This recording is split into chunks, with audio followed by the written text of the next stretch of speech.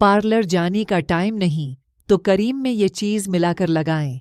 Korean औरतों जैसी रंगत 50 रुपये में हासिल करने का तरीका दूधिया रंगत और बी दाग चमकती जल्द वो चीज़ें हैं जो किसी भी खातून का हसन दोबाला कर सकती हैं। बहुत से ऐसी लड़कियां जिनका नाक नक्शा तो अच्छा होता है लेकिन दाग धब्बों की वजह से खूबसूरती मांद पड़ जाती है, उन्हें आज का हमारा बताया हुआ टूटक ज़रूर पसंद आएगा।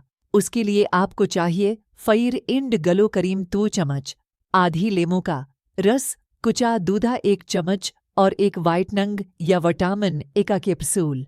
इन तमाम चीज़ों को अच्छी तरह मिक्स करके खुशबूदार सा पेस्ट बना लें। इस पेस्ट को मास्क की तरह चेहरे, गर्दन, हाथ और पाँव पर लगाएं और 10 मिनट के लिए छोड़ दें। बाद में ठंडी पानी से मिल कर उतार लें। इस मास्क से आपको 15,000 वाली फैशल का रिजल्ट घर बैठी मिलेगा। चाहें तो बेहतरीन नताइज के लिए रोज़ाना इस पीसट को सोने से पहले चेहरे पर करीम की तरह लगाएं और सुबह उठकर चेहरा धो लें।